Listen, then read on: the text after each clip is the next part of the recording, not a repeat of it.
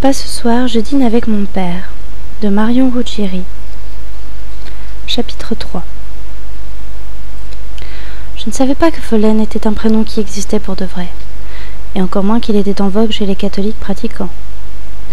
Je n'ai connu que 2 Follen dans ma vie.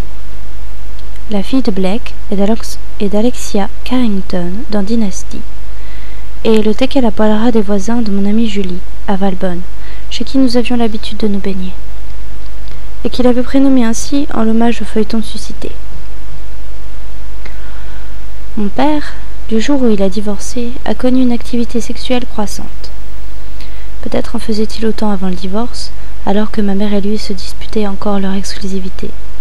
Mais à l'époque, il n'avait pas décidé de me prendre pour témoin privilégié de ses frasques érotiques, une manie qu'aujourd'hui encore j'ai du mal à m'expliquer.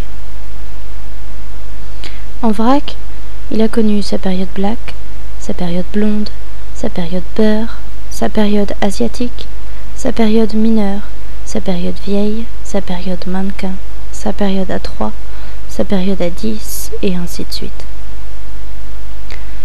Chacune de ces phases enfourchant les différentes modes du moment.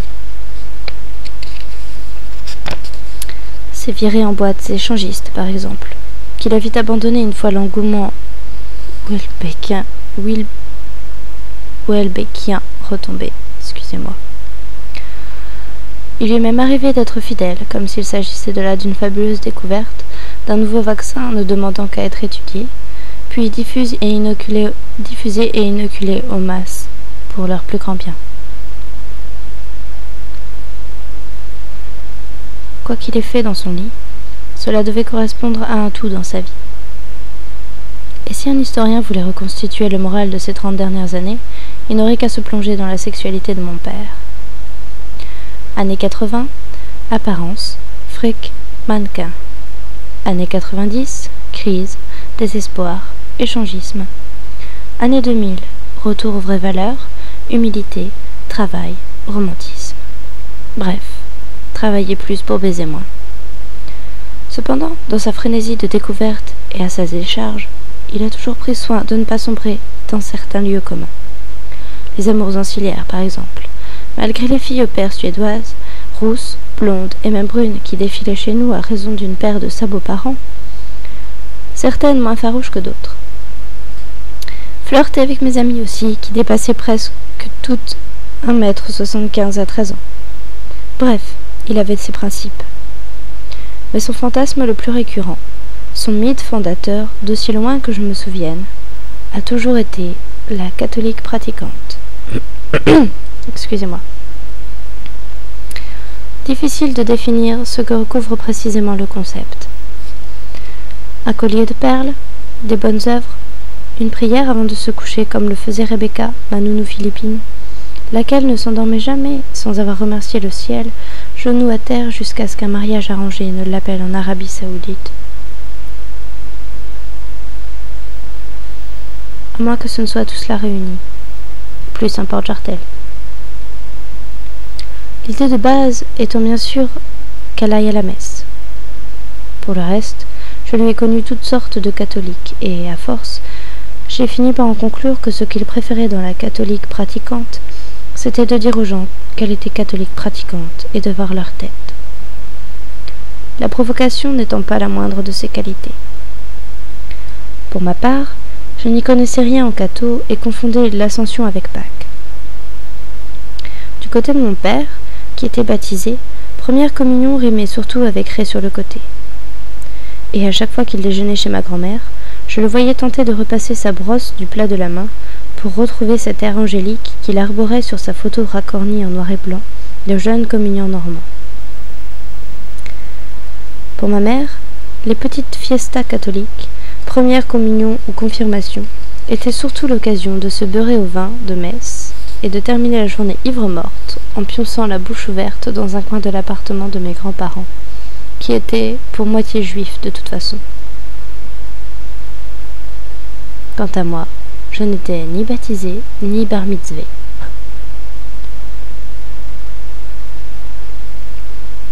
Mes parents, en bons mécréants, m'expliquant régulièrement qu'ils avaient préféré laisser tout ça ouvert afin que j'aie l'immense chance, plus tard, de choisir en mon âme et conscience ma propre obédience. La paresse n'avait donc rien à voir dans cette affaire, et ma mère me signifia assez vite qu'elle préférerait un mariage orthodoxe, rapport au décorum, à l'encens, à Diaghilev, etc. Évidemment, elle-même avait épousé en seconde noces un musulman, kabyle d'Algérie né en Aveyron, où l'arrivée de sa famille dans les années 60 fit une drôle d'impression. Tout comme, j'imagine, son irruption dans notre famille dut faire un drôle d'effet à ma grand-mère, laquelle avait élevé maman à Limoges à une époque où le foulard sur la tête était gage de probité. Et d'une certaine manière, je comprenais mieux ce que mon père entendait par catholique pratiquante. Je lui en veux de l'avoir invité sans même m'en avertir. La rencontre au sommet n'a pourtant pas l'air de le préoccuper. Il n'a toujours pas quitté la salle de bain. Il doit se coiffer, se demander s'il vaut mieux ramener ses cheveux devant à la George Clooney, les garder en pétard ou opter pour sa fameuse raie sur le côté. Mais pourquoi n'est-il pas chauve? Je traîne des pieds jusqu'à lui, note qu'il a des rides qui ne bronzent plus au coin des yeux, et des poils blancs dans les roux flaquettes et sur son plastron. Il en a même un dans le sourcil, formidablement long, qui tombe dans son œil comme pour s'y abreuver. Il l'arrache d'un coup sec en serrant les dents. D'instinct, je perçois la présence d'un tube de crème sur le rebord du lavabo. Je note d'emblée au design rose et gris perlé, ce n'est pas le sien. Je balaie du regard le reste de la pièce au cas où une nouvelle preuve trahirait la présence régulière d'une autre personne dans sa vie. Apparemment, rien. Quant au tube, il n'en dit pas davantage. Pas de première ride, pas de tendance acnéique, pas de texture pour pomature. C'est juste un basique. Jusqu'ici, aucune femme n'a réussi à s'installer avec lui. Pas même moi. Il faisait toujours trop froid, et plus tard je m'en suis voulu d'avoir déserté. Une ou deux obstinés ont bien tenté leur chance, comme un chien qui discrètement entame l'ascension d'un lit, une patte, puis deux. Arrive alors l'instant délicat où il faut soulever la troisième patte et tout ce qui suit. La première, que j'aimais beaucoup, avait déniché l'appartement, mais il la priait de déguerpir la veille du déménagement. La deuxième, que je haïssais, était partie de son fait, le jour où elle a compris qu'il n'aurait pas d'enfant. La dernière venait d'annexer le lavabo, la belle affaire. La nuit est tombée comme un sac. J'ouvre un tiroir au hasard. Et ce que j'y retrouve me coupe l'appétit. Tu viens m'aider à mettre la table, Big? Il met de la musique, allume les quelques lampes qui traînent par terre dans le salon, empile les journaux. Je ne l'ai jamais vu ranger quoi que ce soit. Et là, je le sens prêt à s'emparer d'un plumeau. Son portable bourdonne sur la table. Il vibre comme un gros scarabée en colère. Enfin, la sonnerie retentit et j'identifie, malgré l'horrible couinement métallique, ma chanson préférée. Une mélopée désormais estampillée papa jusqu'à la fin des temps. Et que quelqu'un, l'autre sûrement, a dû lui télécharger. Un drôle de sentiment m'étreint. Un peu trop toute proportion gardée, comme si j'avais trouvé le prénom de mon futur enfant et que je découvrais qu'un gros con s'appelait pareil. La dépossession. Il décroche avec soin, en tenant l'objet de deux mains, telle une porcelaine, comme si la communication pouvait pâtir d'une mauvaise manipulation.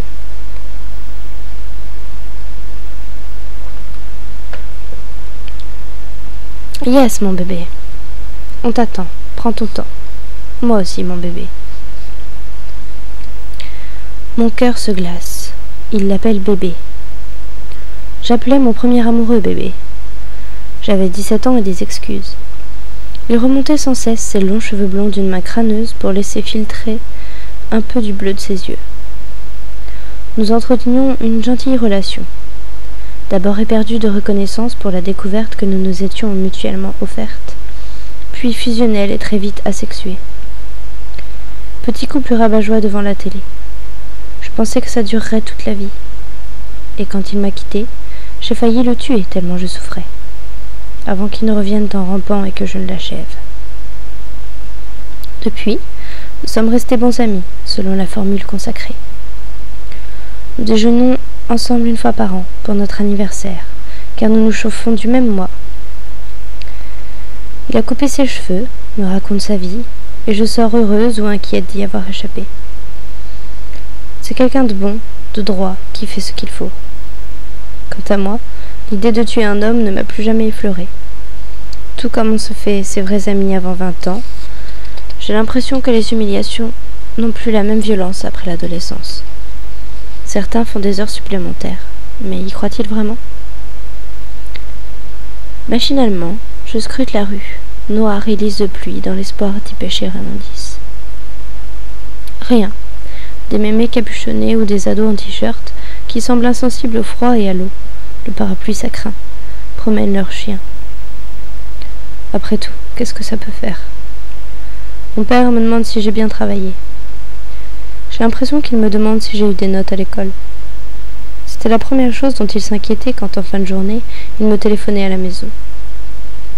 Je ne voyais que rarement avant de me coucher. Et quand il était là, il me faisait l'avion jusqu'au lit et m'accompagnait tous les matins en cours, sans exception.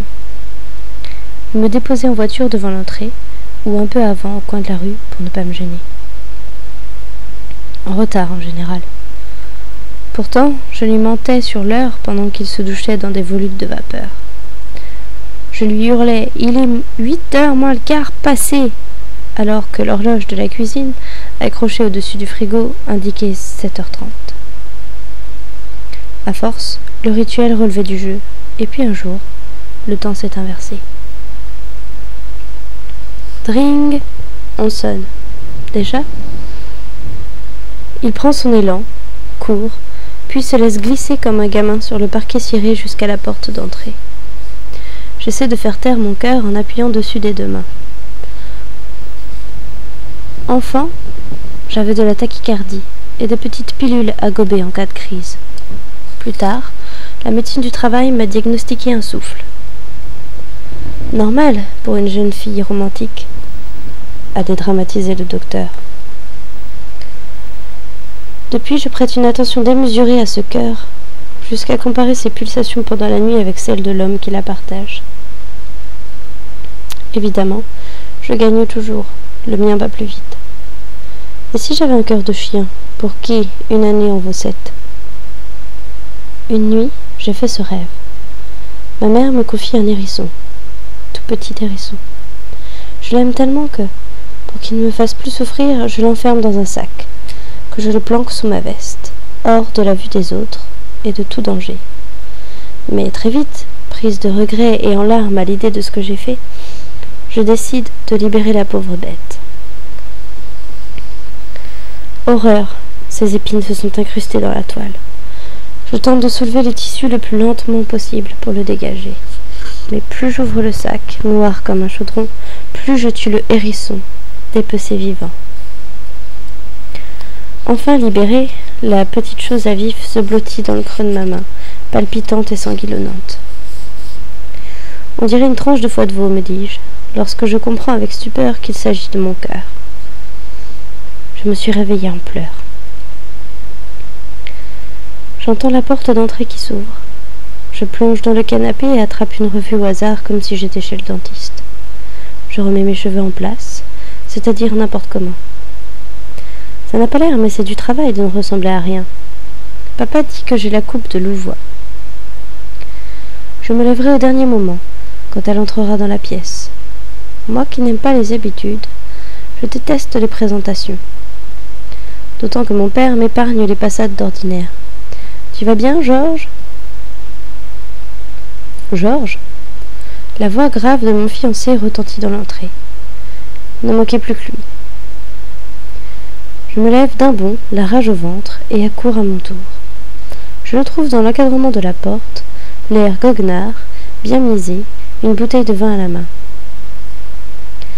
Big, surprise, j'ai invité Georges à dîner pour mon anniversaire.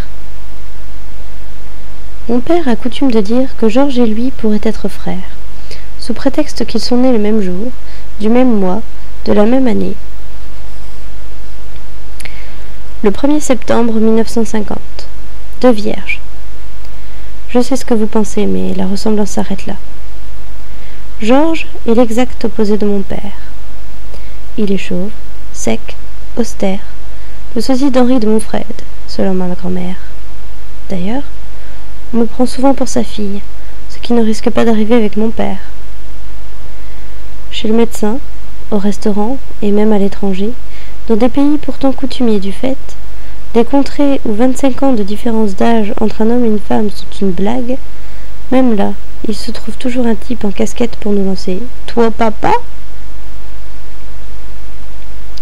D'après un auteur américain, il existerait une vieille croyance française, une équation funeste au-delà de laquelle l'homme s'engagerait dangereusement.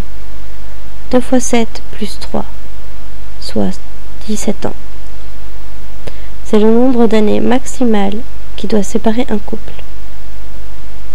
À vérifier. Je n'ai jamais vu Georges habillé autrement qu'en costume noir ou gris finement rayé.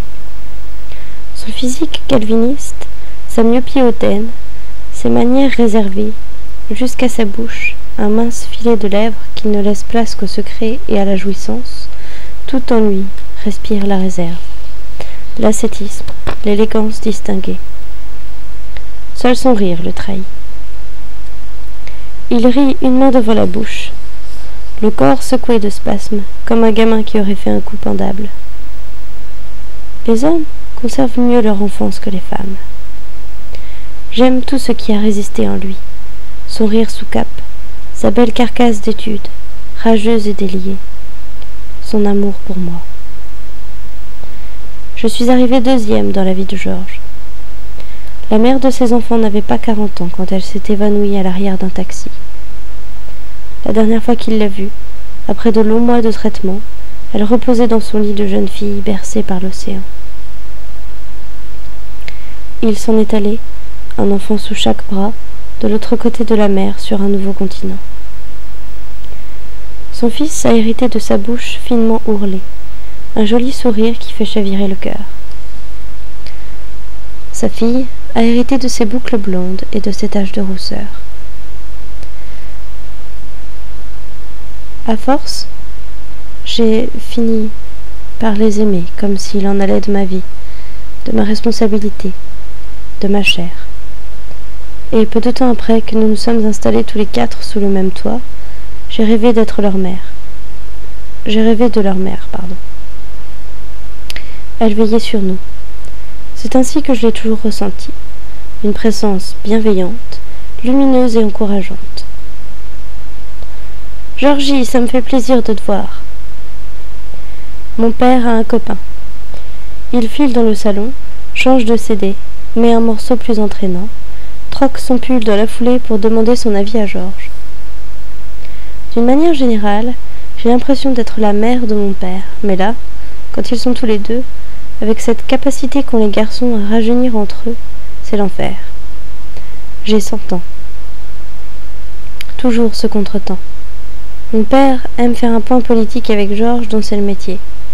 En échange, il lui fait un point gonzesse, secteur dans lequel il a du métier. Tu sais, Georges, le problème avec les moches, c'est que tu crois qu'elles vont être plus faciles à choper. Erreur.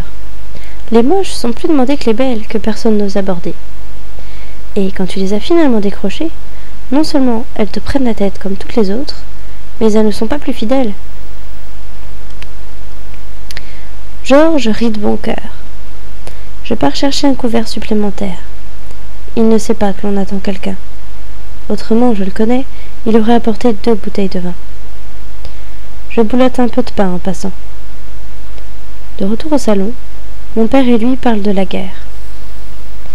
En politique comme pour tout, mon père est aussi provoquant que Georges se veut mesuré. Il est pour la guerre et contre les Verts. Ça n'a rien à voir, mais ça rime. En parlant de guerre, j'aime la théorie de cet ami qui a décidé de faire vieux très jeune, lui, pour qu'on lui foute la paix. Les Américains mènent la guerre comme une tragédie grecque, en 3 actes. Or, Bagdad est la ville des 1001 nuits, de l'éternel recommencement. Tout est dit. Mon père exècre donc l'écologie. La nouvelle religion du siècle, Mère Nature a remplacé Dieu le Père. Les Verts ont réinvesti la culpabilité laissée en friche par le catholicisme.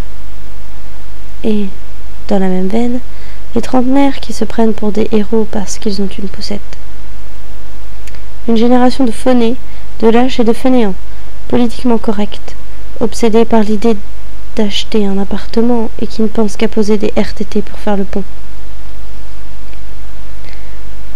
Je connais bien des trentenaires qui, histoire d'eux, reprochent aux vieux de leur avoir tout piqué. Leur travail, leurs copines, leurs fringues, leurs fric, et même leurs illusions. Sous-entendu, on n'a déjà pas eu l'amour libre et le plein emploi, laissez-nous au moins nos t-shirts. Et Kinfine, il faudra payer leur retraite jusqu'à 100 ans, sans contrepartie puisqu'ils ne meurent jamais. Je note simplement que l'Occident veut s'habiller en taille 8 ans. Ce qui est amusant quand on pense que pendant des siècles, on grimait justement les enfants en grandes personnes, leur donnant l'air de nains morbides. Plus la durée de vie s'allonge, moins les étapes sont tranchées.